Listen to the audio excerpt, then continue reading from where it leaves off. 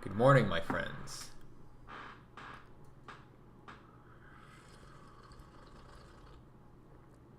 Today, it's another cold, rainy day, and it's beautiful.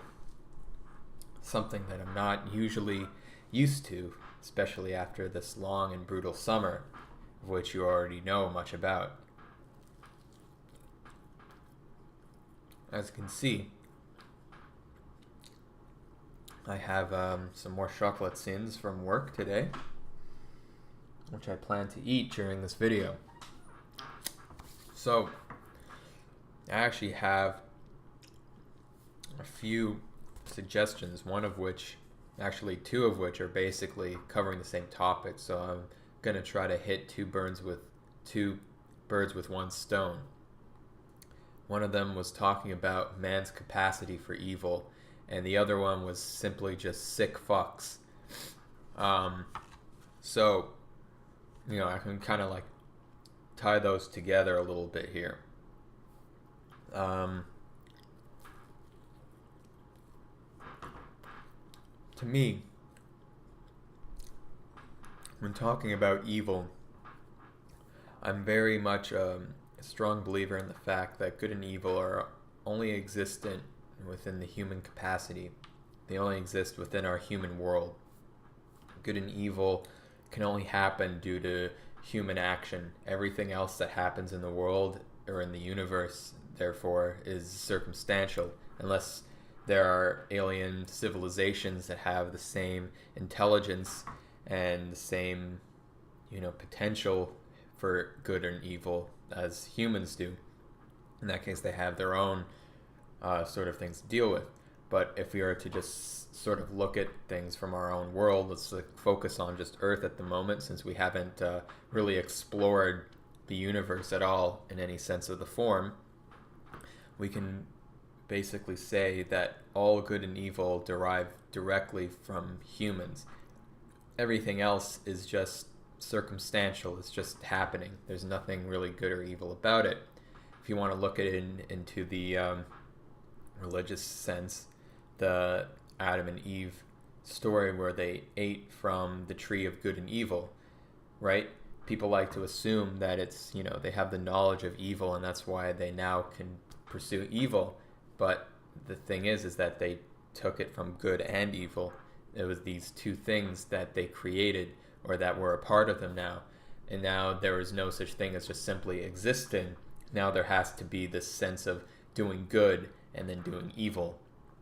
And then, so for me, when we look at it from a universal perspective, good and evil don't actually exist. If we think about, for us, if we see, for instance, someone down the street brutally murder their own children, we sort of attribute that as being evil. It's a very clear example. But if we look at the great expanse of the universe and we see a black hole consume, an entire galaxy, let's say our own, for instance, literally wipes out our entire lives, 6-7 billion people, we don't really attribute that as evil. I mean, it's a shitty thing, but it's not exactly evil inclination that the black hole decided to do. It was just a simple sequence of events. It's the same thing with a hurricane. A hurricane isn't evil. It brings bad circumstances, but we can't really ascribe it to be evil.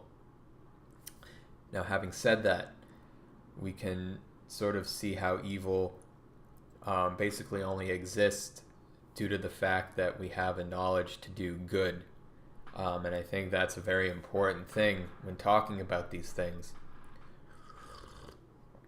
It's my opinion that most of the evil, or if not most, then all of it, has arrived from some sort of event that was sort of considered a good thing, right? It was people trying to do what they felt was good for them, but wasn't actually within the path of like morality or just path of existence. It was it's straight off, and then people suffered because of it. This happened during the Crusades, happened during all of medieval times in Europe.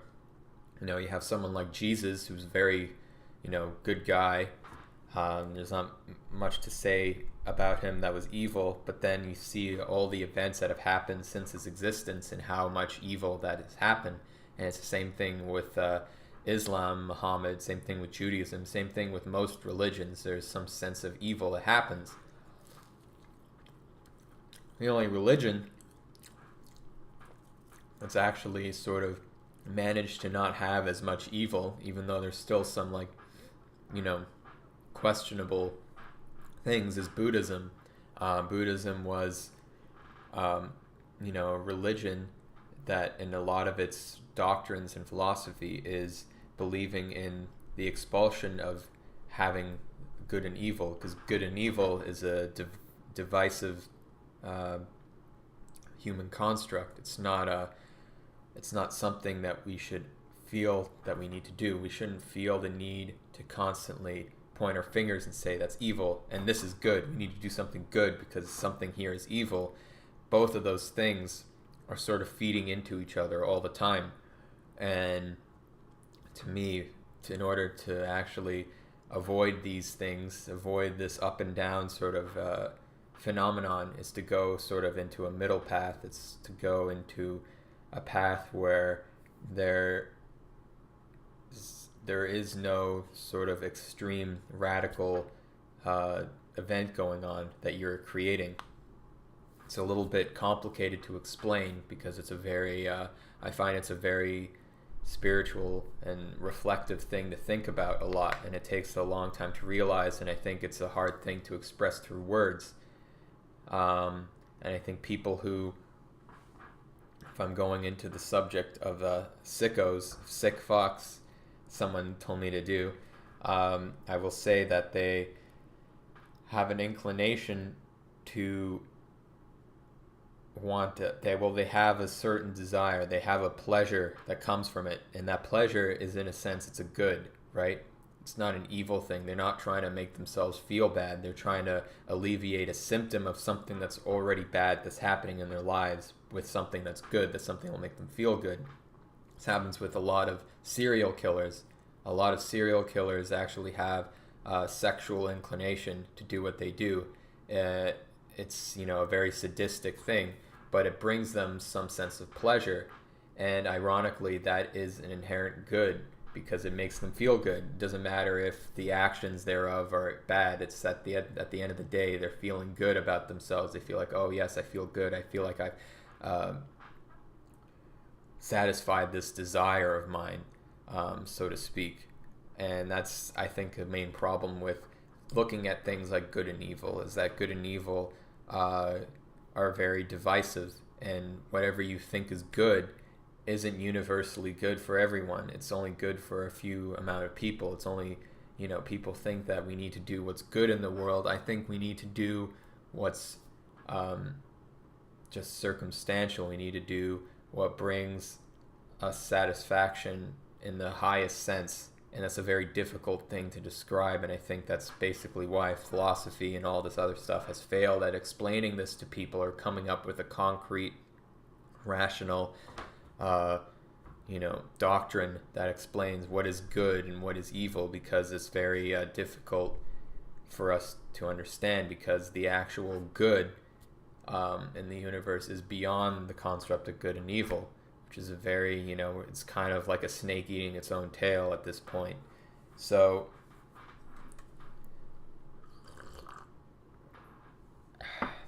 it's very difficult, I find, to explain these things, because these are some things that I feel like people take a lifetime to understand, and when they do understand, which seldom people, I think, don't, they can't really express it through words. They can express it through artistic means, hopefully, through poetry, through literature, through experience. And I think that's the main thing that you can get an understanding, is by understanding other people's humanity, understanding people's way of life, and how they sort of see things in the world. A lot of people like to point their fingers and say this person is evil, this person is good, that person's evil, this person's good. And it's a very divisive way of going about things. I don't believe in calling anyone good or calling anyone evil. They're just living life in their own perspective of what they believe is going to bring them happiness. And sometimes they fail. A lot of times they fail. That's not to say I don't think we shouldn't be doing the right thing, but it's I feel like we should tread on very careful water here when we are doing these kinds of things, because we don't actually really know if these things are good on a holistic scale or they're good for only a short period of time. They're good in the divisive sense. I think language has sort of kept us down in terms of understanding the difference between something that's good and something that's good. If that makes sense, if people can understand what I'm saying, I think it's this is a very metaphysical way of thinking about things, and I don't think it's easy to explain through words, which is why language has sort of hindered us from this. So anyway, that's my rant for the day. I hope you have a wonderful day.